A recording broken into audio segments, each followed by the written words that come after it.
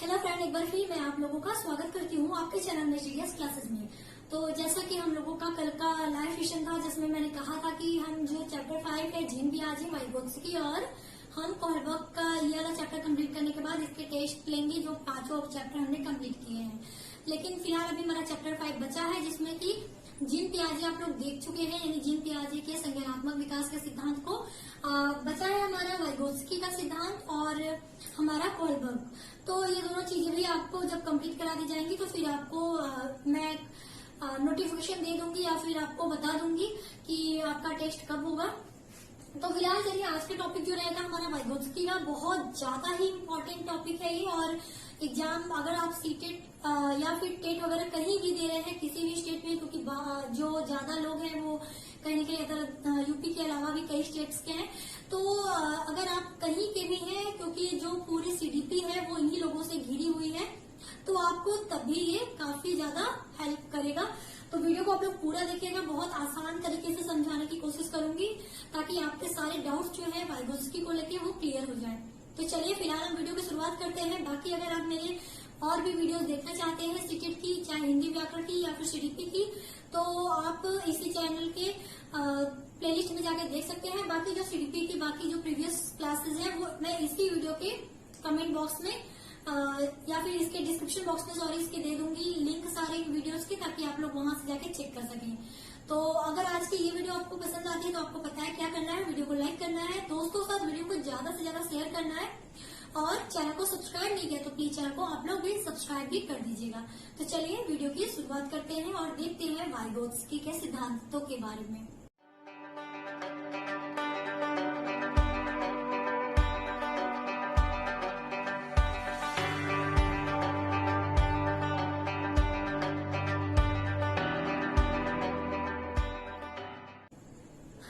जैसा कि आपको यहाँ पे बोर्ड पे दिख रहा होगा हमारा क्या टॉपिक है आज का, क्योंकि ये सीडीपी का क्लास है, जैसा मैंने कहा, यानी child development and pedagogy chapter number 5 है जो कि आपके सिलेबस में दिया गया है सीटेट के सीडीपी में। और ये हमारा टॉपिक है वाइगोत्स्की का सामाजिक विकास का सिद्धांत। एकदम आराम से समझिएगा आप लोग, स्किप मत करेगा वीडियो, वरना बहुत सारी चीजें आप मिस कर देंगे, क्योंकि सारी चीजें मैंने लिखी नहीं है, कुछ चीजों को मैं आपको बोल के और समझा के बताऊंगी। तो वीडियो को आप लोग जरूर देखिएगा पूरा। तो अब हम बात कर लेते हैं कि आखिर क्या है वाइगोत्स्की के सामाजिक विकास का सिद्धांत। तो पहले ये वाइगोत्स्की का जन्म कहाँ हुआ था देख लेते हैं। तो इनका जो जन्म हुआ था वो 19 नवंबर 1896 में हुआ था, ओरछा जो कि पड़ता है सोवियत रूस में। ठीक है, सोवियत रूस में एक जगह है वहां पे, यानी ये सोवियत रूस के निवासी हैं।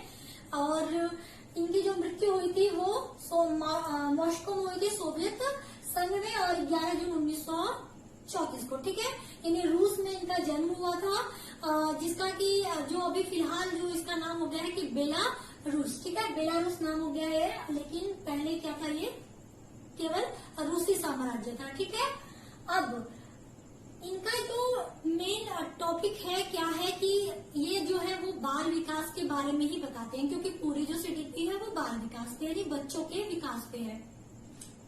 अब बच्चों का विकास कहाँ से शुरू होता है, उसके शिशु अवस्था से यानी शैशवाकाल से लेकर उसके किशोरावस्था तक को हम पूरा बाल्यावस्था यानी बाल विकास के अंतर्गत पूरा इतना हम अध्ययन करते हैं। और ये जो हमारा सामाजिक विकास का सिद्धांत है, इसके प्रतिपादक कौन है, जो वाइगोत्स्की है, उनका पूरा नाम क्या है, लेव वाइगोत्स्की। ठीक है, अब ये तो हमने जान लिया कि ये कहाँ के रहने वाले हैं। ये एक तरह के, हम अगर इनको बोले कि ये एक सोवियत रूसी मनोवैज्ञानिक थे, और इनका पूरा नाम था लेव वाइगोत्स्की, जिन्होंने बाल विकास में सामाजिक विकास का सिद्धांत दिया था। ठीक, अब यहाँ पे मैंने कुछ पॉइंट लिखे हैं इनके ही सामाजिक विकास के सिद्धांत को समझने के लिए। तो पहले हम ये जानते हैं कि आखिर ये सामाजिक विकास है क्या।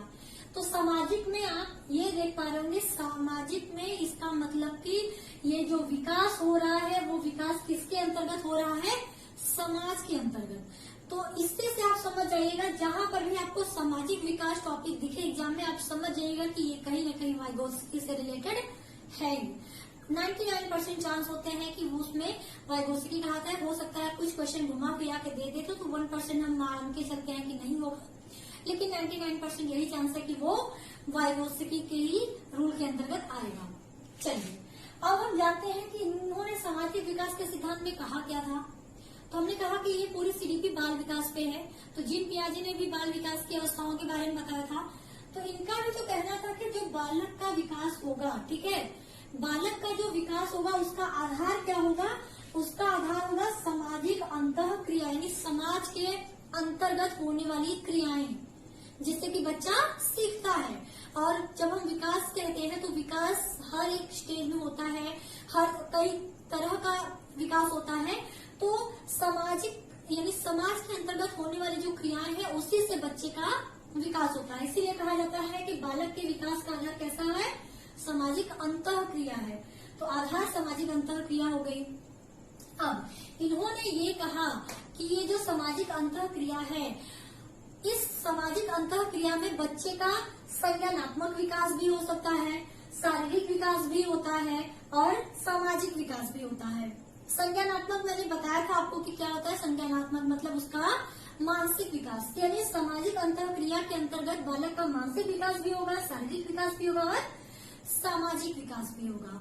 ठीक है, यानी बहुत तरह के विकास बच्चों में देखे जा सकते हैं, जो कि किसके द्वारा होगा, सामाजिक अंतः क्रिया के द्वारा।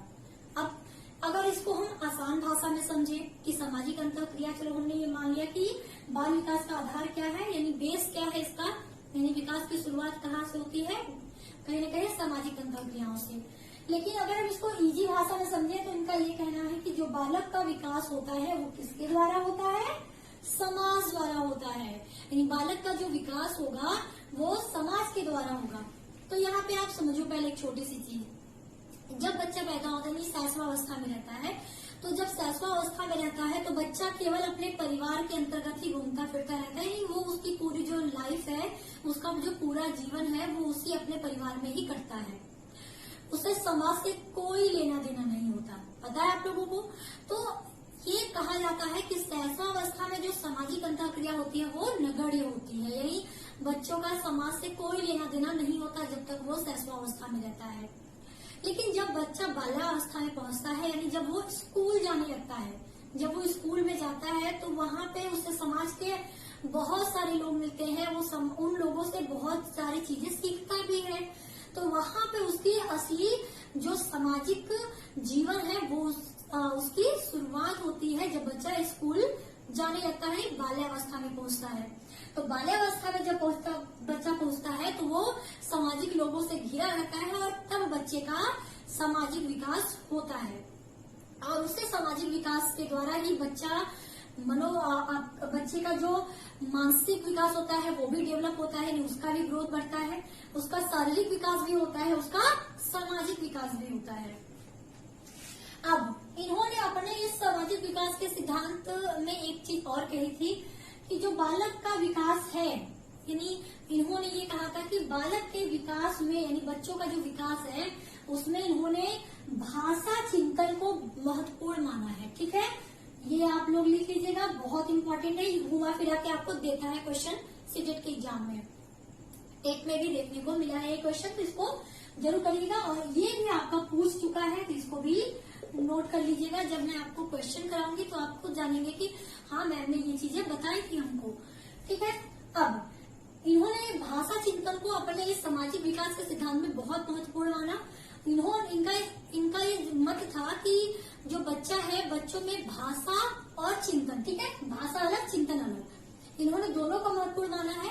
तो इनका ये कहना था कि बच्चे का जो भाषा है और जो चिंतन है वो अलग अलग शुरुआती दौर में अलग अलग भी हो सकता है। ठीक है, यानी बच्चे की भाषा का विकास भी अलग होता है, चिंतन का विकास भी अलग होता है, यानी उसकी सोच, यानी वो कितना ज्यादा किसी चीज के बारे में अध्ययन करने, चिंतन करने लगा, सोचने लगा उस चीज के बारे में।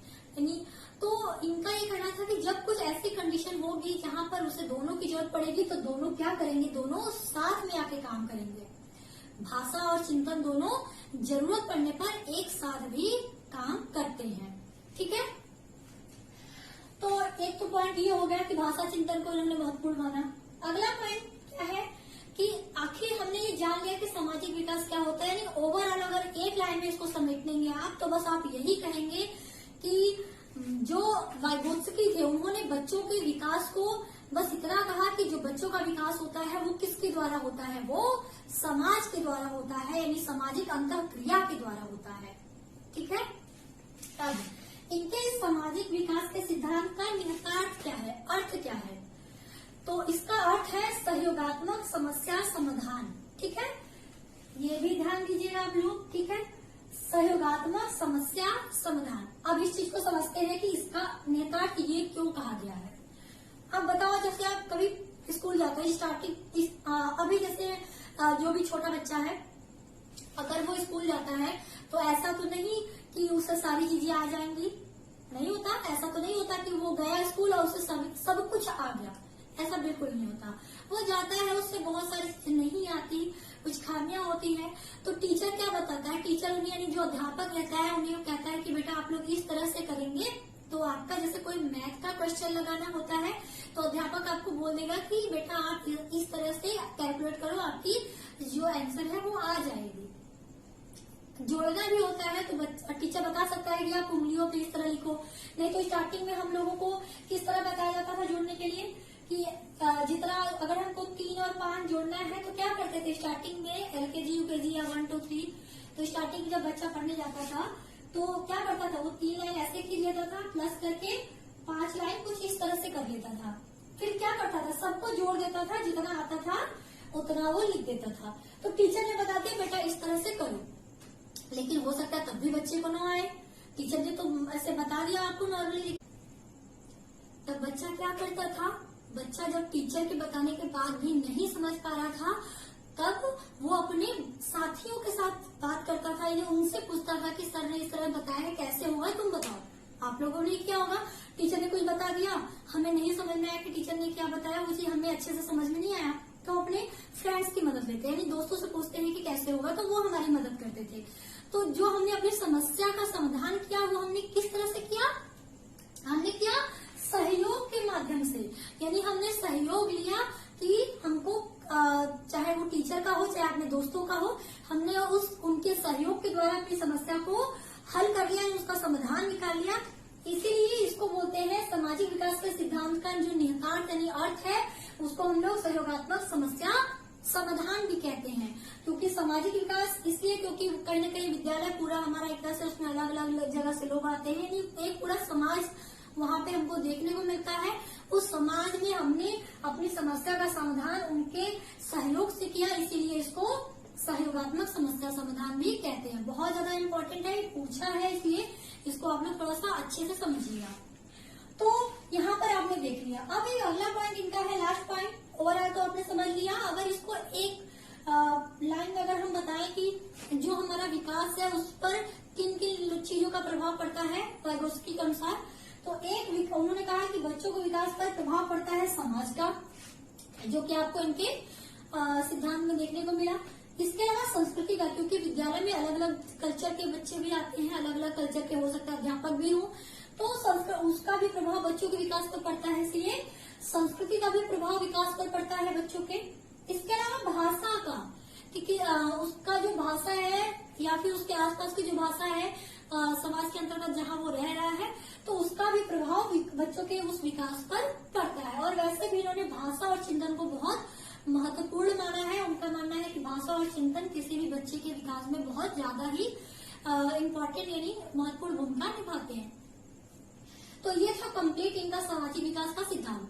अगर ओवरऑल हम इनके सिद्धांत की बात करें कि अगर एक लाइन में बोलना हो तो हम बस इतना जानेंगे कि जो बच्चों का विकास है वो किसके द्वारा होता है, समाज के द्वारा, यानी सामाजिक अंतः क्रिया के द्वारा। यानी जहाँ पर समाज के द्वारा बच्चों का विकास होगा वो सिद्धांत अगर कहीं पर भी आपको देखने को मिले तो आप समझ जाइएगा कि उसमें कौन है, वाइगोत्स्की है। ठीक, अब यहाँ पर एक चीज आप लोग देख रहे होंगे, समीपस्थ विकास का सिद्धांत। ठीक है, तो समीपस्थ विकास का सिद्धांत है क्या, ये जानते हैं।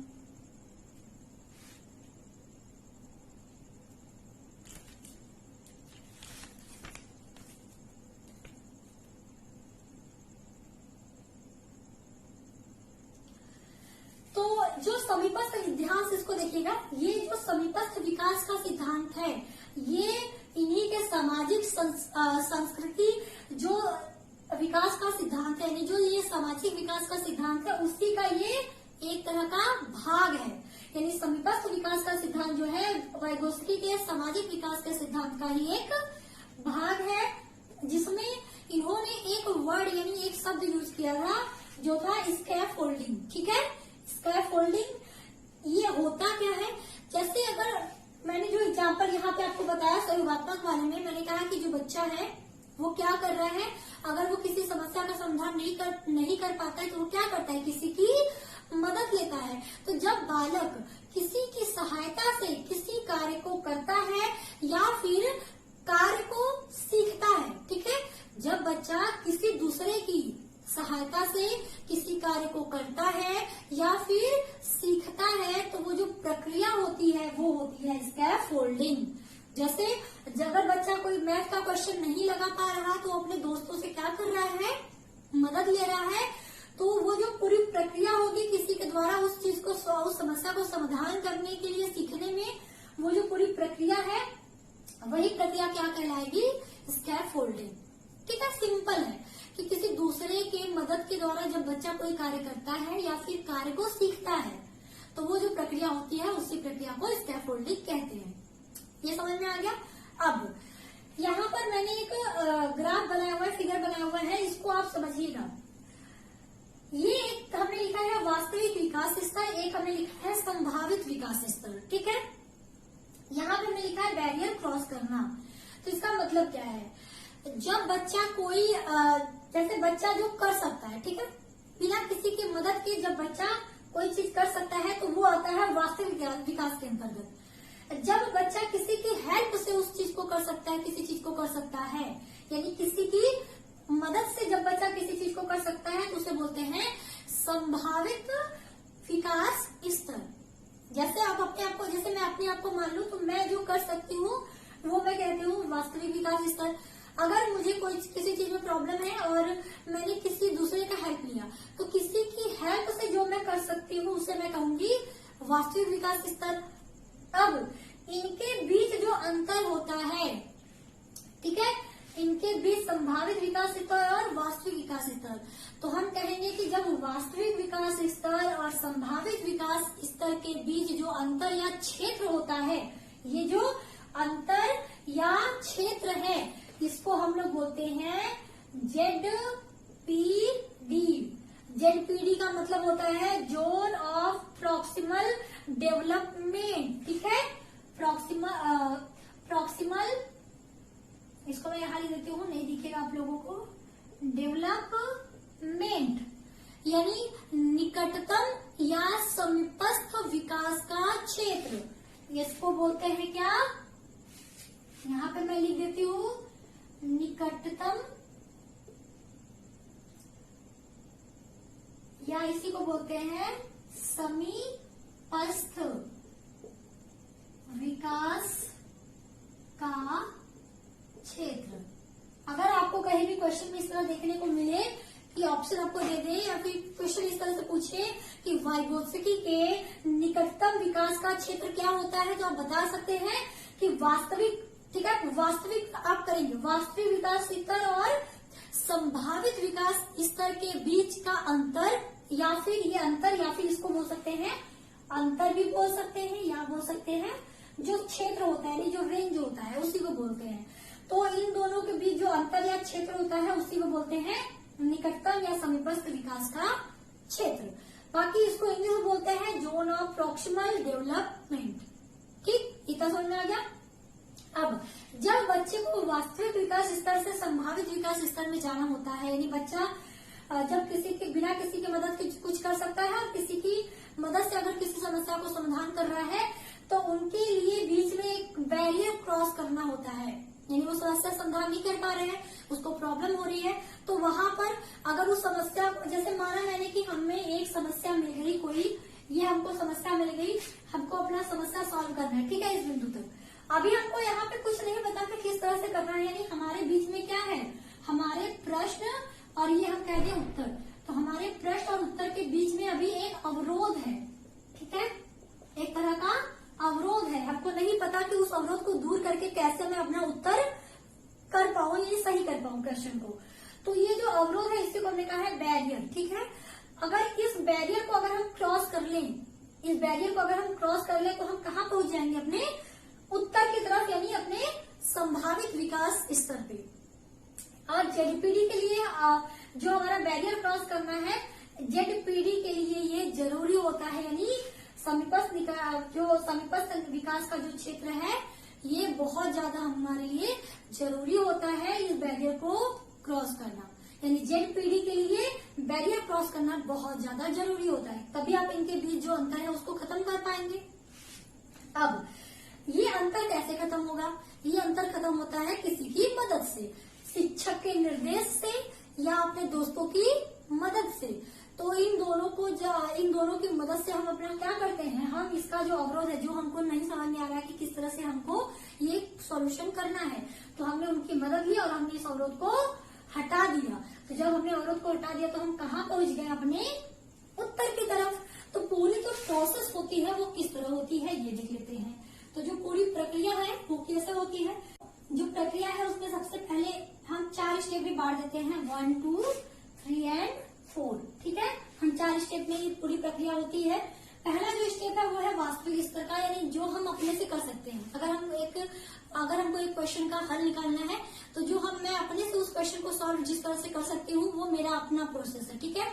तो वो जो स्टेप होगा जो मैं खुद से कर सकती हूँ वो होता है वास्तविक स्तर। फिर हमको उस चीज का आंसर नहीं समझ में आ रहा है, यानी उस चीज का मेथड नहीं समझ में आ रहा है कि उस क्वेश्चन को हल कैसे करें, तो हमने क्या किया? एक दूसरे इंसान की मदद ली, यानी किसी की हेल्प लेना, हेल्प, ठीक है। इसके अकॉर्डिंग मैंने बताया क्या होता है, जब बालक किसी की सहायता से किसी कार्य को कर सकता है, ठीक है। इसके अकॉर्डिंग आप नोट कर लीजिए, किसी की सहायता से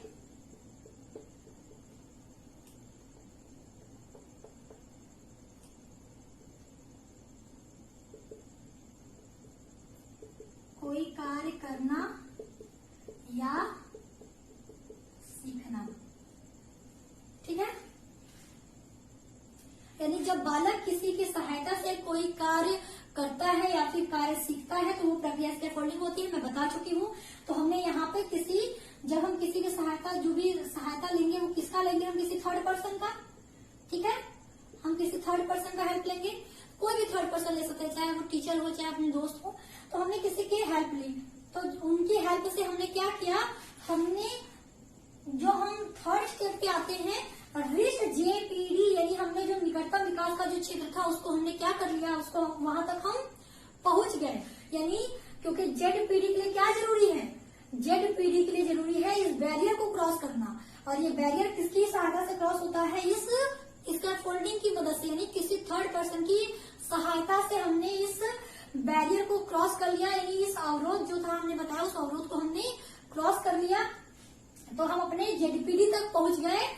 अब जेडपीडी तक पहुंचने के बाद हमारा जो विकास का स्तर है वो कहाँ हो गया? हमारा विकास का स्तर यहाँ था, हमने किसी की मदद ली, यहाँ पे जो बैरियर था उसको हमने क्रॉस कर लिया, तो हमारा विकास का स्तर क्या हो गया? हमारा विकास का स्तर बढ़ गया। तो ये हमारा स्टेप 4 है कि हमारा विकास का स्तर जो है बढ़ गया। हमारी नॉलेज अगर कम है, हमने किसी का मदद लिया, हमने उस क्वेश्चन को उस ज्ञान के द्वारा क्रॉस कर लिया, तो हमारी जो मानसिक क्षमता है या फिर जो भी हमारा विकास है वो क्या हो गया? बढ़ गया। तो यही पूरा स्टेप था बच्चों के बाल विकास की प्रक्रिया का, ठीक है। तो ये था हमारा कंप्लीट वीडियो। कैसी लगी वीडियो? कुछ डाउट होगा इसमें तो आप जरूर पूछिएगा, कमेंट बॉक्स आपके लिए ओपन है। अगर कुछ प्रॉब्लम होगी तो लाइव वीडियो आप लोगों के लिए मैंने कहा कि अब मैं स्टार्ट कर चुकी हूँ, तो जब भी आपको प्रॉब्लम होगी मैं आप लोगों के साथ जरूर बात करती रहूंगी टाइम टू टाइम। और इसके जो चैप्टर कंप्लीट होंगे उसके बाद आपको पता है क्या करना है, इसके जो क्वेश्चन आंसर मैं कराऊंगी उसमें आपको जरूर शामिल होना है, क्योंकि अगर आप क्वेश्चन और आंसर केवल पढ़ के आप चीजों को क्लियर नहीं कर सकते, आपको उसके लिए क्वेश्चन और क्वेश्चन के पैटर्न को समझना पड़ेगा। तो प्लीज उस जो क्वेश्चन और आंसर की जो मैं वीडियो लाऊंगी आप उसमें जरूर शामिल होइएगा, ताकि आपका जो स्टेटेड है या फिर टेट है वो आसानी से क्लियर हो सके। तो वीडियो पसंद आई तो प्लीज वीडियो को लाइक कर दे, शेयर कर दे, चैनल को सब्सक्राइब कर दे। और कुछ इसमें आपको प्रॉब्लम है तो कमेंट बॉक्स आपके लिए ओपन है, कमेंट करके भी बता सकते हैं। तो अभी के लिए इतना ही। Thank you so much video को देखने के लिए, और मिलती हूँ आपके साथ नेक्स्ट टॉपिक में। तब तक के लिए आप लोग अपना ख्याल रखिए। टेक केयर, बाय बाय, जय हिंद।